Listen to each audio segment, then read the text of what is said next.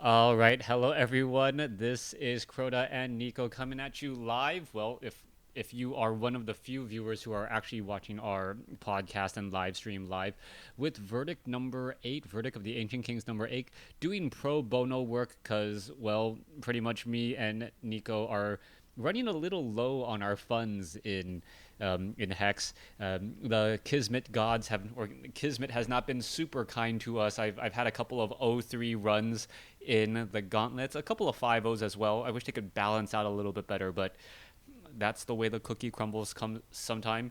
And we will be going over a couple of things this past couple of weeks. Unfortunately, we have no new news on PvE, but we do have some additional deck ideas and things like that. So we're going to be going into puzzle results, the Radiant Rumble, what we saw, and what some of the top decks were, some PvE, and then a new puzzle out there for all of you puzzle aficionados who just absolutely love to like think up of cards and think up of weird solutions. But let's go ahead and jump straight into last week's particular puzzle. And Nico, could you go ahead and remind the viewers what the last week's puzzle was?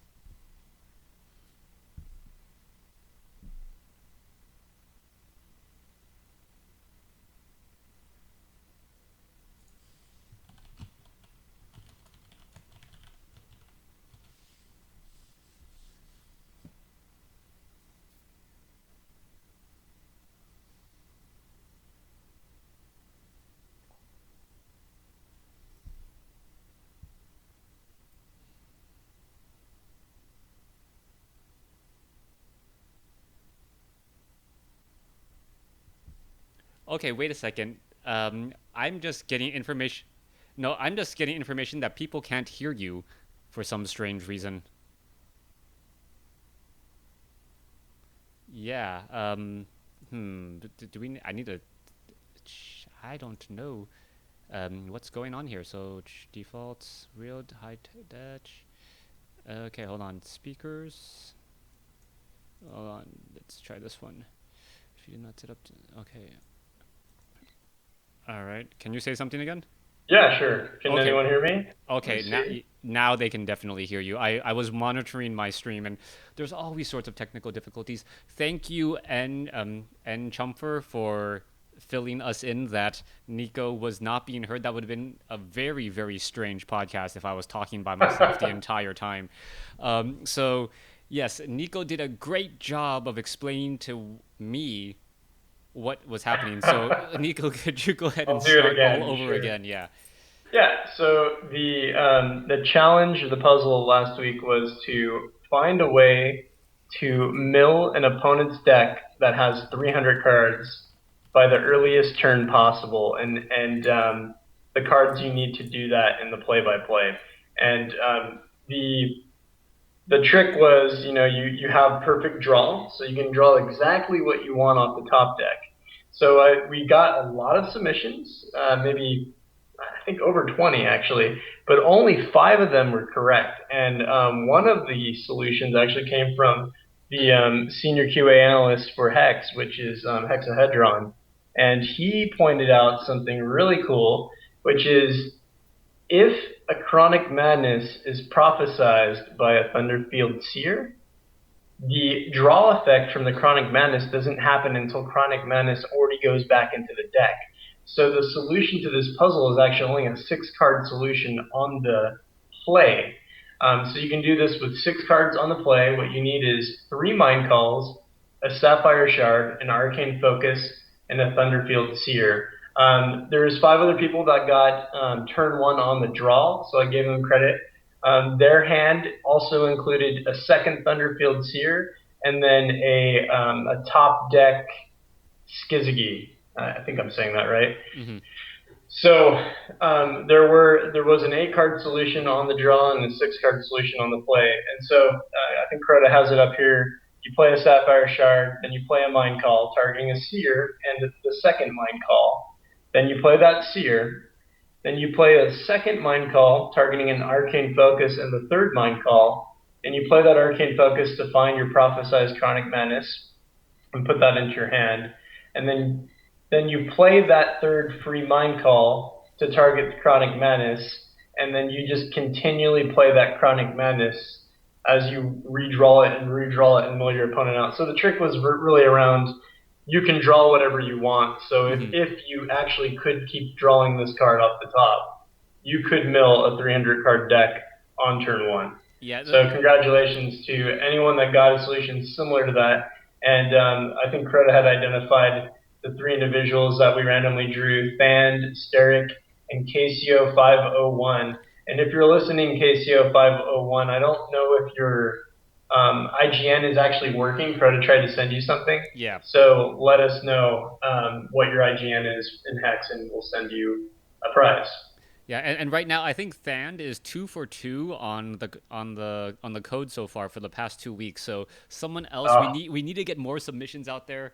Like otherwise, we're just gonna be handing him the sleeve, and not that Thand doesn't deserve it, or maybe he'll get the sleeve early and he'll start giving it to some of his other friends to try and earn some sleeves as well. But hats off to Thand, and yeah, KCO 501 definitely.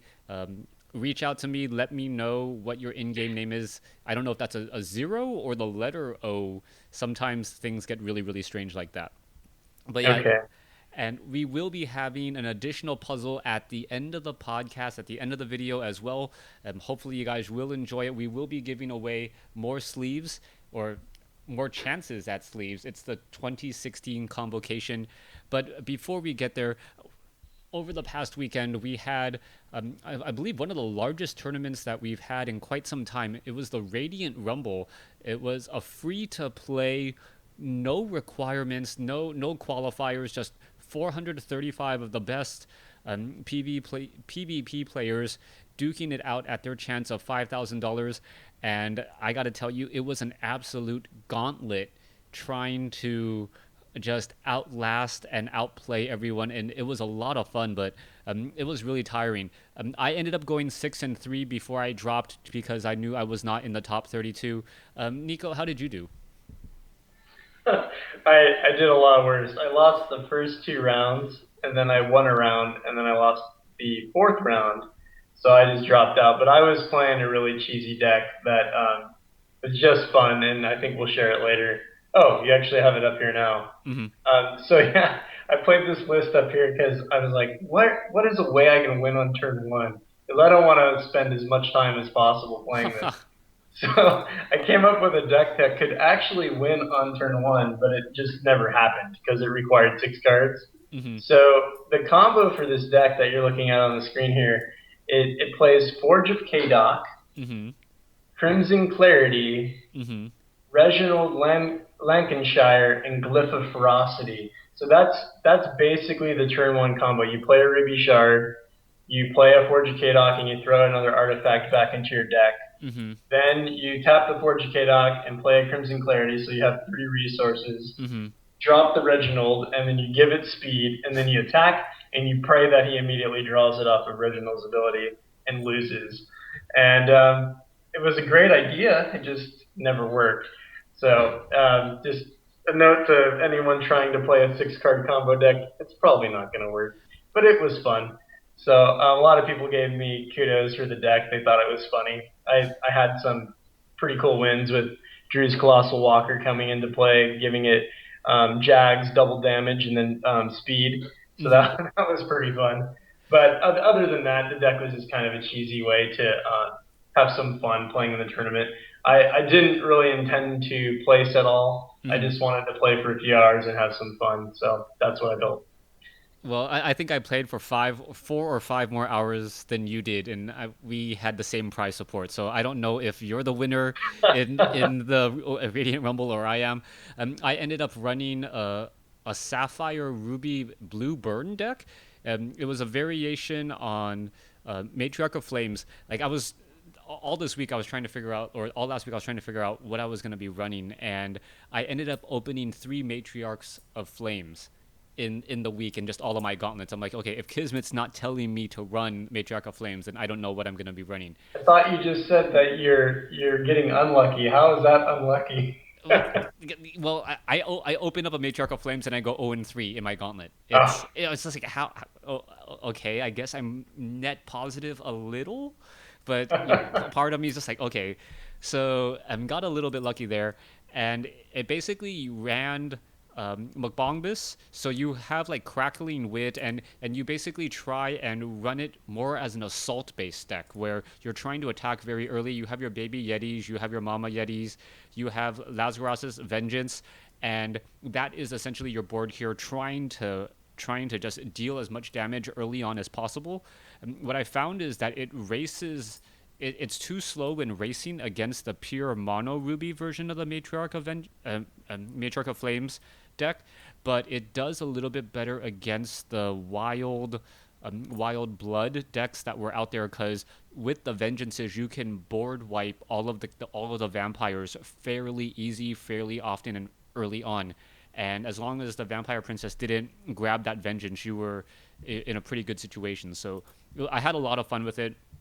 Ended up losing. Oh, my first game was an absolute nightmare, and I just gotta like say this story so that I get it off my chest.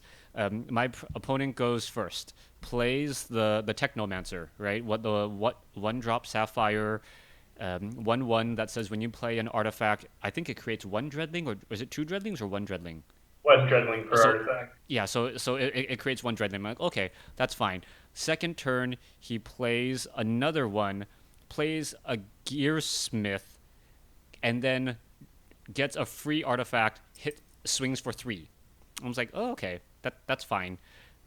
The turn after that, he drops 3 additional artifacts. So he basically Yeah.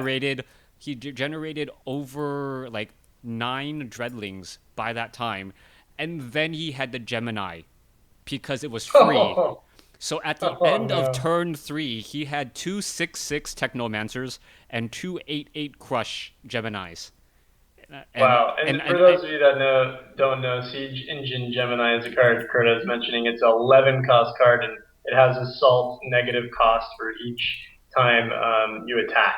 mhm. So if you get it down to 1, it'll make a copy of itself and put 2 into play. And it's like what is it, 8/8 crush? It's an 8/8 Crush. And I'm sitting there like, what do I do with this, right? Like I had a burn in my hand, and I didn't burn a Technomancer, and because I didn't burn a Technomancer, I had 2 8/8 crushes and 2 5/5s or 2 6/6s on the field at the end of turn 3, at the start of my turn 3. So I was just like, maybe I should just scoop. Maybe this is just how this entire weekend is gonna go for me. But ended up winning game 2, losing game 3, and then crawling my way out of that first loss. So overall, a very nice event. For a lot of people, I know that there has been talks about the Radiant Rumble and how the matchmaking system works in very large tournaments where just because you're 7-2, your tiebreakers and the way you're playing, you may not be playing for the same rewards. And people were having some discussions on whether or not you should really do true pairings as opposed to random pairings within your win loss record. And Nico, I wanted to hear your take on that. Yeah, I actually posted on that. I feel like it's a good suggestion. Actually, I think Jeff Hoogland, who's pretty well known for his constructed play, Mm-hmm. made the suggestion, and it's not a bad idea. It's just I feel like more so than that matchmaking in the final rounds, that they should have better prize support that scales with the amount of people participating in a tournament. And that might be difficult to do for events that are hosted outside of Hex and not with their company, but they're still promoting it in their client. Mm-hmm. So there might need to be some negotiation between Hex and those individuals throwing these large tournaments supported by them to figure out, is sealed Swiss the right? I mean, is constructed Swiss the right format? If it's not, should we do double elimination? Because that might be a way to weed out all those players that aren't going to qualify for prizes anyway. Mm-hmm. Um, I don't know. There's a few different things they can do, but I don't dislike the idea. I just think there might be other ways to handle it so that everyone in the last round still wants to play and win. Mm-hmm. Yeah, I think I think maybe in cutting to a straight top 8, what seems or top 32 does seem a little bit harsh. maybe like a double, like you get your top 64 and then you do single elimination, double elimination, however. And this is one of those things where any solution that you come up with is going to have room for abuse when you come across friends when you play, or where things can be manipulated, but you kind of have to try to find the best way that's going to handle the majority of your tournaments, and make it feel like, you know what, we can come to the table and everyone can agree.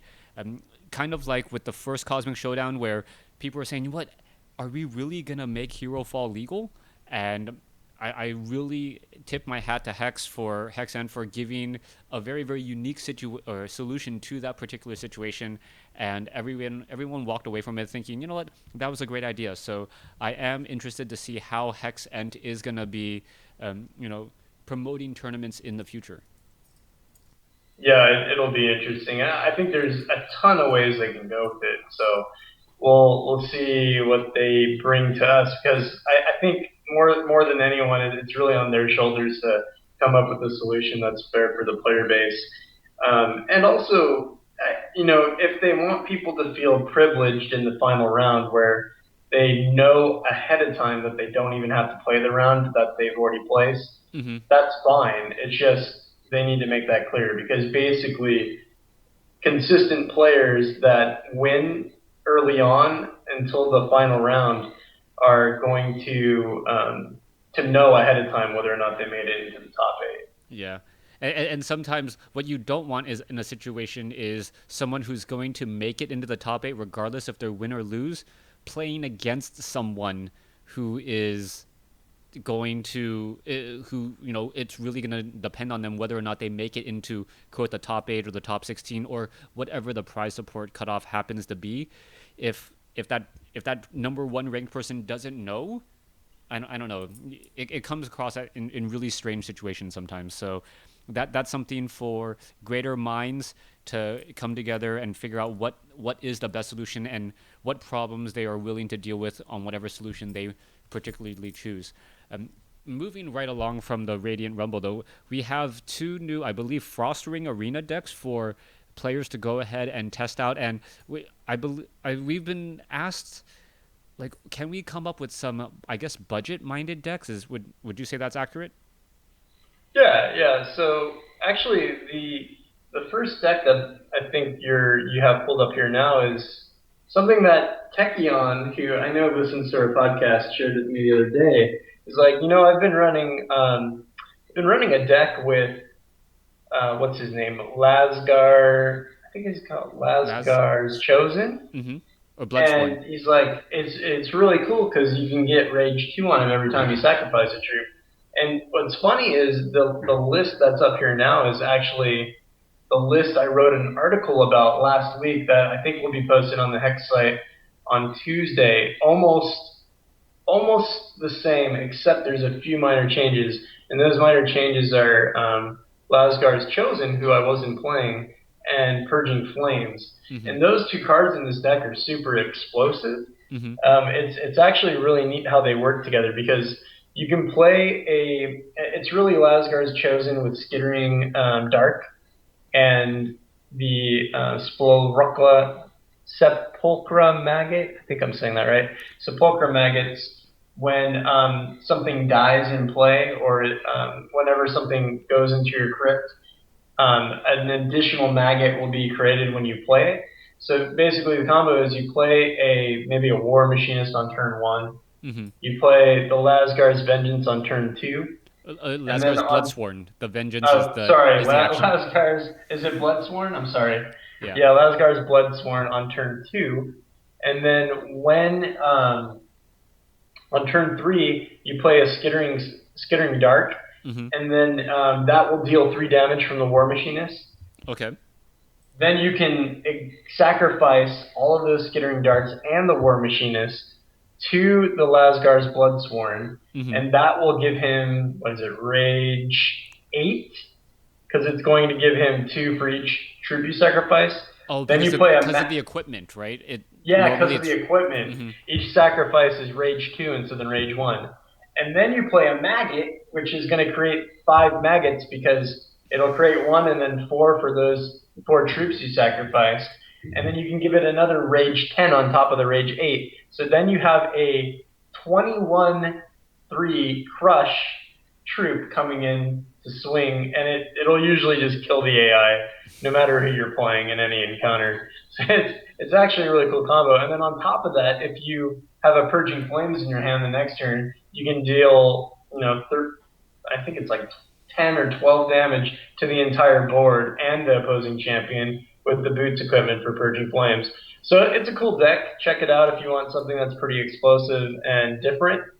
And also, you'll see my spin on this on, I think, the following Monday when my article launches that looks a lot at the, what's the name of the card? The widget. I can't think of its full name. Warp Steel widget. Yeah, the Warp Steel widget. Mm-hmm. So that's kind of what I'm featuring in my deck, but it's very similar to this list here. So thanks to Techion for sharing this, and shout out to you for a cool idea. I really like it, and I think other people will have fun playing it too. All right, moving right along, we have another Frost Ring Arena deck called Brain Tap. It's going to be focusing mainly on Wild and Sapphire, with Mad Robomancer, something that I love to see. Mind Call, something that's been used very well. It's something that can be abused more and very, very combo heavy. And I just love Mind Call for those of you guys who haven't tried it. It's one of those cards where you can really accelerate and try to get an edge up in your game, and then perhaps cycle the cards back with Winter Moon. But why don't you go ahead and dive right into this one as well? Sure. So if you guys want to see more of the gameplay on this, I know we're not going to feature it on our podcast, but go to my YouTube and check it out. I have two parts of this video for Brain Tap. It's an entire arena run, perfect. And the coolest thing about this deck is that you are creating so many free cards that sometimes you have to determine what you want to discard because of all the cards you're putting in your hand. Mm-hmm. And basically how it works is we're running equipment for both Ardent Decree and Underworld Decree that's going to create a random troop and put it into our hand from that faction. Okay. So that's one thing. And that will also give us access to all of the different thresholds in the game. Okay. So we're also running the Lyricist, the Lyrical Chanter, that's right. So if you reduce his cost down to 0, when you empower him, he's still going to be a 0 cost. Mm-hmm. So you can have quickly a 0 cost 4/2 that's going to create 2 chance and put it in your hand. And there's 2 ways we can do that, either with 2 Mind Calls or with 1 Mind Caller, because we're running the chest equipment on Mind Caller that reduces any card in your hand's cost by 2. So that's really cool to pair with the Lyrical Chanter. It's also great to pair with the Monk that you see towards the end of the deck that is a 6 cost, and it'll put anything with 1 or less cost from our crypt into our hand, up to 3 target cards. So if we are reducing the cost of our Lyrical Chanters, we can end up putting 3 of those back into our hand from the crypt with the Monk once it enters play. And then we have Bounce Morphology, which is great because it's going to draw us cards if the opposing AI is not playing the card that we randomly turn something into play into that goes into his hand. So super fun deck. There's a lot of different ways to play it, and I think it's fun to have a Frost Arena deck that has a lot of randomness to it because you feel like you're having a different experience every time you play it. Yeah, I know for me, Frost Ring Arena it almost feels like work where I'm just trying to like F4 and F10 my way into victory every single turn and trying to get that gold. So I know after a while that grind does get a little bit tedious at times, and sometimes you go, you know what, I don't care about efficiency, let me have some fun again. And it's always nice to have fun decks out there where you kind of want to see what you can generate, what cards what can happen, how many Mad Robomancers you can get on the board, things like that. For those who looking at the Mad Robomancer, what sockets are in there? Oh, so that's a good question. So the Mad Robomancer, you can go one of 2 ways. You can either put the Truth Creation in him or the Action Creation. I think I have the Action Creation in him, and I want to say the +1 when I play a action. Mm-hmm. I believe those are the two I have in him, so he can get fairly big every time I play an action. Plus, he gets to create more random stuff for my hand. One other thing about the two decks I just shared is, yeah, this one is definitely the one to play for fun, but it's a lot slower. Mm-hmm. But the other deck is like the F10 deck, where you're going to win on turn 3 a lot of the times.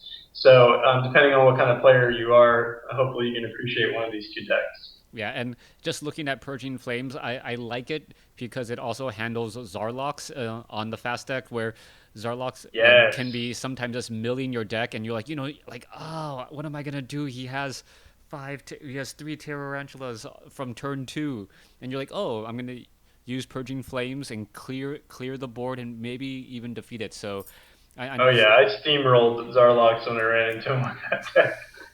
Yeah, I think Zarlox and Warbot are the two most hated encounters in Frost Ring Arena, where you're like, no, why did I have to get him? Because those two encounters can just get extremely lucky, and you're just like, okay, I gotta quit, and you miss your perfect arena run, which um, feels like a loss when you don't have a perfect arena run with all that bonus gold. Oh yeah, totally.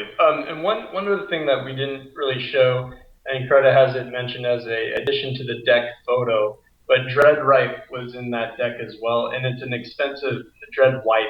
It's an Oh, expensive card, but you can easily replace it with like either Burn or maybe an Arena Regular. I'm using the head equipment and the glove equipment for Dread White, but I know that more than likely that'll be the one non-budget card you'll have to replace because it's very hard to acquire. Anyway, so feel free to replace that card. It's not super important to the deck's theme and play. all right, so well, moving right along to the final portion of our show for this evening, or whenever you may be watching and listening to this show, we have, I guess, like a little bit of a double puzzle for you. So what you need to do is you need to survive the current turn, and you need to win the next turn. So here is the situation. Your opponent's life total is currently at 40, and he's attacking with two Righteous Paladins and two Sentinels of Light. The Righteous Paladins happen to be 2020s because, well, your opponent loved to gain life, and the Sentinel of Lights are currently 6/6 with life drain. Your life total on your end is currently at 15, and you have four blockers. All four of them are Ardent Crusaders. So a little bit an interesting tidbit there. You have 4/4 resources. Your threshold is double diamond, double ruby. You have four charges. You have no cards in hand, no cards in your crypt. You can draw one card on your next turn at the start of your turn, one card only, to win. What is that card that you need to win, and what is your champion? So first you need to survive the initial attack. So you need to choose what you're going to block with, and then starting at your next turn, what do you need to draw, and what is your champion to win? We know that there is one solution, at least one solution out there, but you guys being the clever hex sleuths that you are, you guys may be able to find another one based off of the information given. So we'll put it out there for you. Once again, we'll be giving away three Hex Convocation 2016 codes that do have a 10% chance of proccing the Chronic Madness sleeves that everyone seems to be wanting so badly. Yeah, yeah, great. It's a great little mind puzzle. I hope we get the same solution we came up with. So good. Crowder came up with this one. It's a good idea. I think he's right. I don't think there's a secondary solution to this. So we'll see what you guys come up with. All right, so for both of us here and all of Cornerstone Guild, thanks for watching. Thanks for listening. Hope you guys enjoyed it. And please send your submissions to nicosharp@gmail.com for those of you guys who do not watch our show regularly. Thanks for watching. Thanks for listening. Thanks, guys. See ya.